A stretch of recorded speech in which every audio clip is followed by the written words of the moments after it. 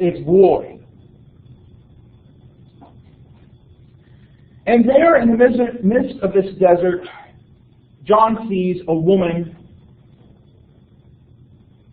sitting on a scarlet beast. Now, after this point, the word prostitute or whore or harlot isn't frequently used. Often John just refers to her as the woman, but it should be understood as the woman, the prostitute of chapter 17, verse 1. Here too we are presented with this symbol of she is sitting, probably suggestive of a means of control, right? So sitting on the waters, sitting on the beast, suggests that this woman has control over something, control over the waters, control over the beast.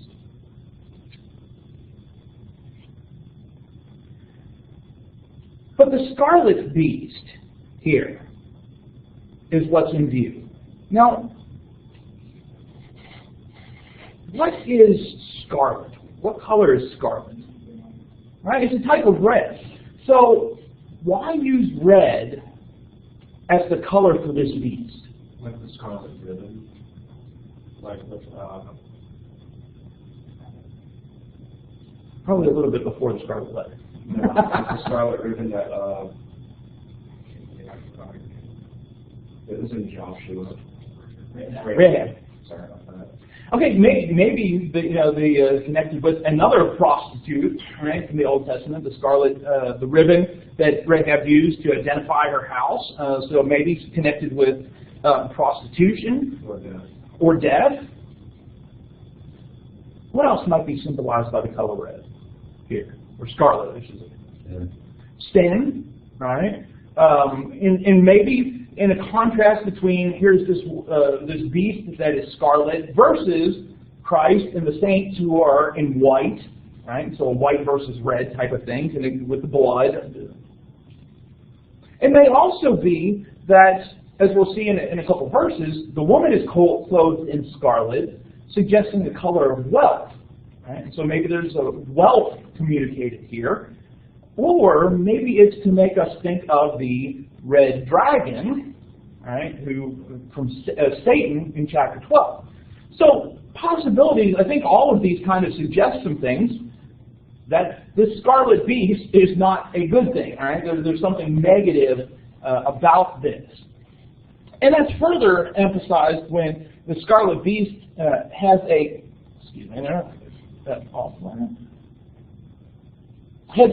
is full of blasphemous names.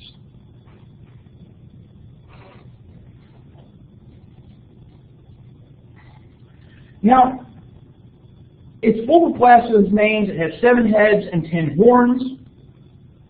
We've talked before that I think there is a good reason to connect this beast here with the beast that comes from the sea in chapter 13, verse 1, who also has 7 heads and 10 horns, although the color is not used in chapter 13. But its head, too, also has blasphemous names. And we talked about this idea of blasphemy, speaking against God, declaring to be God, slandering God, and all of these ideas of setting oneself up in opposition. And so this beast is in opposition to God. Here too, of course, the heads and the horns will be described later. But first, John talks a little bit more about this woman and what she looks like. She was clothed in purple and scarlet and adorned with gold and jewels. We've already touched on this, how what is represented here, of course, are luxurious items. Right? This is a woman that is clothed in luxury. Purple and scarlet would have been colors associated with royalty, with wealth. And of course, the fact that she's adorned with gold and jewels backs these up.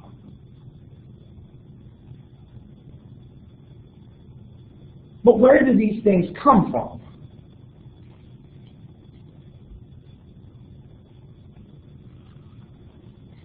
Why is this woman wearing gold and jewels, purple and scarlet?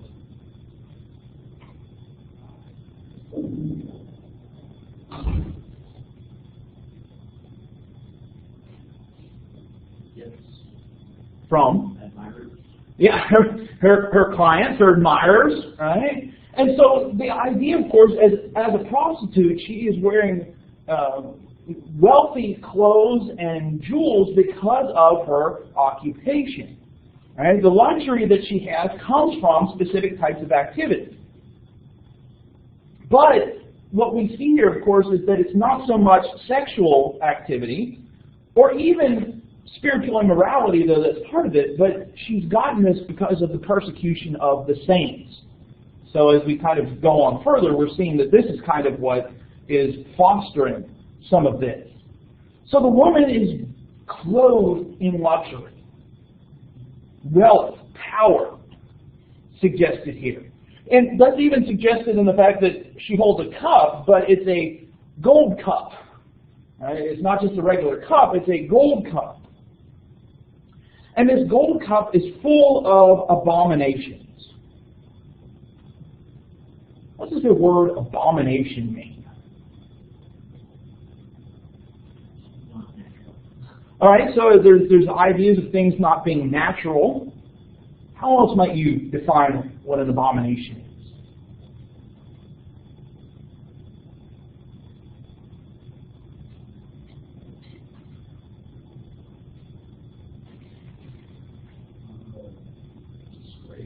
All right, disgraceful.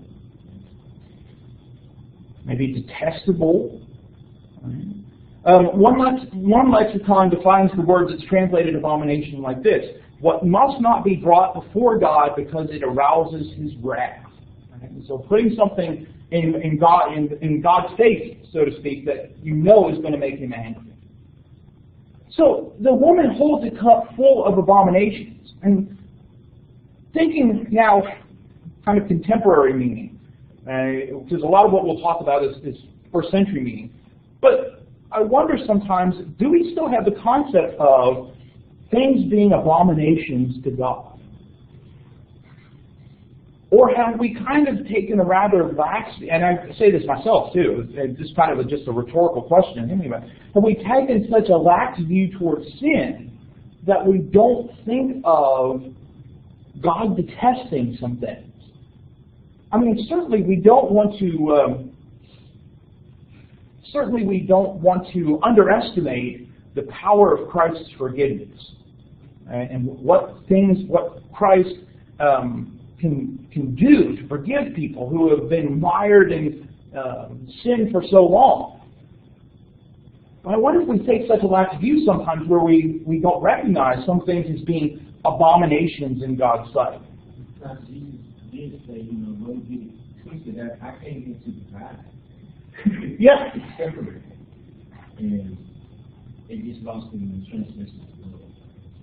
Yeah, there's certainly that notion of love, but there's also judgment, right? And certainly, one of the things that phrases that gets used by a lot of Christians is love the sinner, hate the sin. And I would say, even though you can't find that specific line in the Bible, that's a scriptural mindset, right? That Christ and God love us despite our sins, and can love us but not love what we do. But we too have to be careful that we don't kind of, make it so that our sins don't mean something. I don't mean that they can't be forgiven, but that when we sin, it is offensive to God. And some things are abominations, right? Things that arouse God's anger. But also, there are things connected with the prostitute that are impurities. And so there's kind of a distinction here between things that are abominations, make God angry, and impurities, which we might think of more like things being ritually unclean. Now, we could say, well, both of them are sin. Yes, but it's just kind of different ways of thinking about how God views sin and what is reflected here in saying that this woman is holding a cup full of abominations and impurities. That there are activities that this woman has been involved in that have aroused God's anger. But these activities have also made her unclean, impure. Right? And so there's two ways of looking at this aspect. We might think of it as the luxury of this woman is abhorrent to God, but so is the way that it was gotten. All right? And so it's not just what she's done, but the fact that she's reaped the benefits, so to speak, of those actions. John further moves on from talking about some of the aspects of this woman, the clothing, the golden cup, to talk about her name. Now, on her forehead, John says, was written a name. Now, in that phrase itself, what does that make you think of in the context of Revelation as we've talked about it so far? All right, so it kind of makes us think a little bit of the seal of God back in chapter 7, right? The people, the 144,000 being marked. What else might come to mind as we hear that phrase? On her forehead was a name.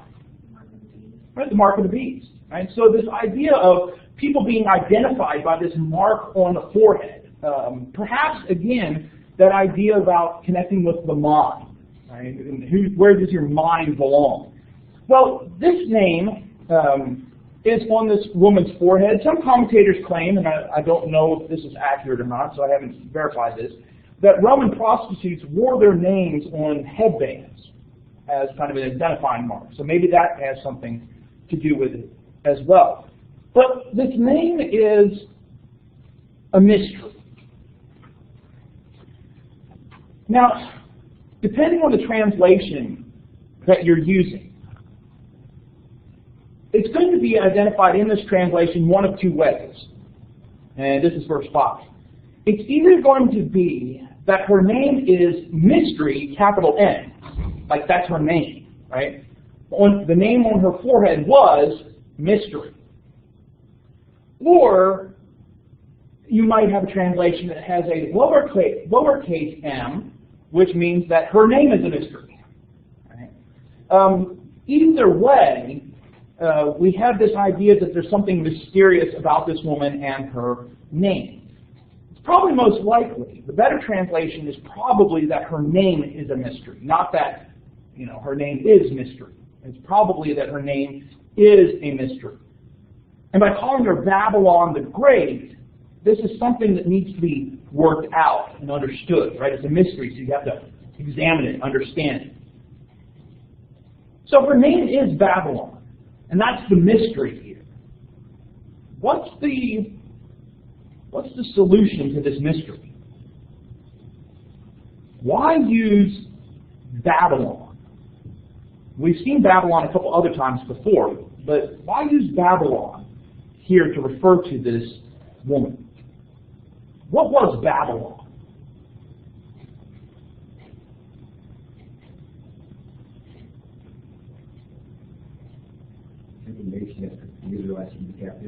All right, so they'd come in the 6th century BC, tore down Jerusalem, destroyed the temple, took the Jews, the tribe of Judah, into captivity. And so it was the major world, well, maybe not world, but Middle Eastern power at the time.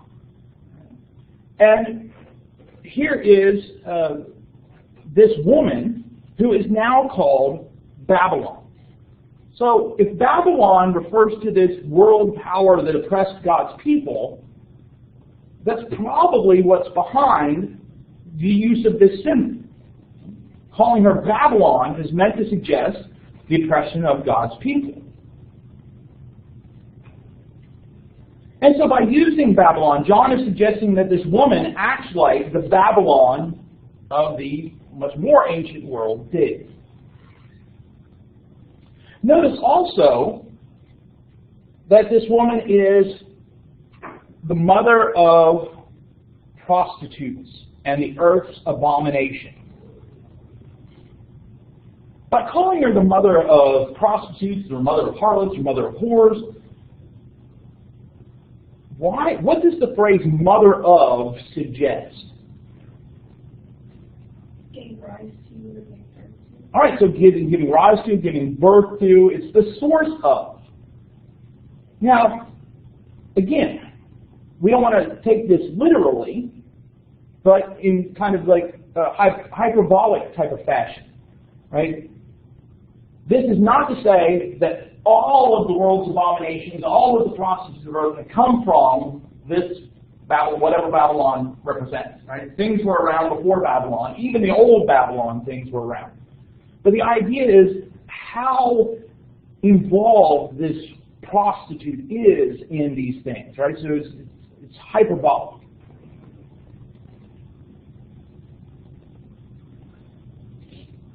She is drunk. And this idea of drunkenness and wine we've talked about before. She is drunk with the blood of the saints and the blood of the witnesses to Jesus. Now, the blood of the saints and the blood of the witnesses to Jesus doesn't mean that there are two groups here. Instead, it's probably meant to be understood, and I think the translation Jordan used kind of reflected this, where it's kind of an explanation of. So she's drunk with the blood of the saints. That is the blood of the witnesses to Jesus. Right? It's two ways to talk about the same group. It's not the blood of the saints and the blood of the witnesses, as if the saints and the witnesses are two groups, but just an explanation of what is meant by the blood of the saints. And so again, this idea of witnessing, and of course the word martyr is the Greek word behind this, will eventually of course be used to refer to people who die for their faith. And so the idea of giving their testimony or being witnesses we've talked about before.